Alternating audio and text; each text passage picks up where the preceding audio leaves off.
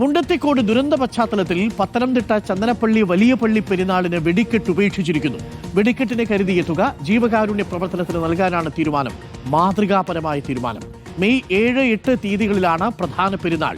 പ്രവീൺ പുരുഷോത്തമനുണ്ട് കൂടുതൽ വിവരങ്ങളുമായി. പ്രവീൺ പുരുഷോത്തമൻ, ഇത് മാതൃകാപരമായ ഒരു തീരുമാനമാണ്. ഇനിയും ആരാധനാലയങ്ങൾ അങ്ങനെയുള്ള തീരുമാനമെടുക്കണം. പത്തനംതിട്ട ചന്ദനപ്പള്ളി വലിയ പള്ളി പെരുന്നാളിന് തീരുമാനിച്ചിരുന്ന വെടിക്കെട്ടാണ് ഇപ്പോൾ ഉപേക്ഷിച്ചിരിക്കുന്നത്.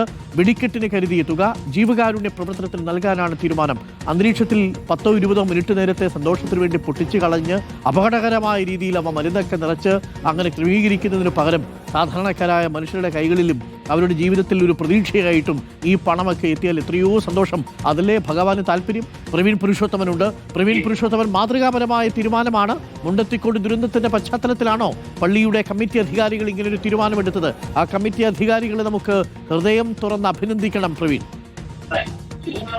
അതെ അരുൺ, മാതൃകാപരമായിട്ടുള്ള തീരുമാനം എന്ന് തന്നെ പറയാം. ആഗോള ജോർജിയൻ തീർത്ഥാടന കേന്ദ്രമാണ് പത്തനംതിട്ടയിലെ ചന്ദനപ്പള്ളി വലിയ പള്ളി. അവിടെ പെരുന്നാൾ നടക്കുന്നത് മെയ് 7-8 തീയതികളിലാണ്. ഇപ്പോൾ ഈ പ്രശസ്തമായിട്ടുള്ള ഈ ചന്ദനപ്പള്ളി പെരുന്നാളിൽ വെടിക്കെട്ട് ഉപേക്ഷിക്കാനുള്ള തീരുമാനമാണ് വന്നിരിക്കുന്നത്. നേരത്തെ തന്നെ കാതോലിക്ക ബാവയുടെ ഒരു ആഹ്വാനം ഇക്കാര്യത്തിൽ ഉണ്ടായിരുന്നു. ആഹ്വാനം ഏറ്റെടുത്തു എന്നാണ് ഈ ചന്ദനപ്പള്ളി പള്ളി അധികാരികളുമായി സംസാരിച്ചപ്പോൾ നമുക്ക് അവർ അറിയിച്ചിരിക്കുന്നത്.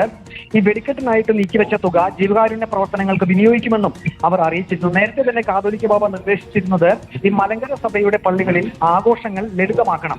അങ്ങനെ ഒരു നിർദ്ദേശം കാതോലിക്ക ബാവയുടെ ഭാഗത്തു നിന്ന് വന്നിരുന്നു. അത് ഉൾക്കൊണ്ടുകൊണ്ടാണ് ഇപ്പോൾ ആഗോള ജോർജിയൻ തീർത്ഥാടന കേന്ദ്രമായ ചന്ദനപ്പള്ളി വലിയ പള്ളിയിൽ ഈ മെയ് 7-8 തീയതിയിൽ നടക്കുന്ന പ്രധാനപ്പെട്ട പെരുന്നാളിൽ വെടിക്കെട്ട് ഒഴിവാക്കിയിരിക്കുന്നത്. അരുൺ. Okay, thank you. അത് വളരെ പോസിറ്റീവായിട്ടുള്ളൊരു തീരുമാനമാണ്. നമ്മൾ പള്ളി കമ്മിറ്റിക്കാരെയും അതിൻ്റെ അധികാരികളെയും ഒക്കെ അഭിനന്ദിക്കുകയാണ്. അങ്ങനെ തന്നെയല്ലേ വേണ്ടത്. വെടിക്കെട്ടൊക്കെ നമ്മുടെ ആചാരത്തിൻ്റെ ഭാഗമാണോ എന്ന് സംശയിക്കുന്നവർക്ക് ചരിത്രം ഒന്ന് പറഞ്ഞു കൊടുത്താൽ മതി. അത് ചൈനയിലൂടെ യൂറോപ്പിലൂടെയാണ് നമ്മുടെ നാട്ടിലേക്ക് വന്നത്.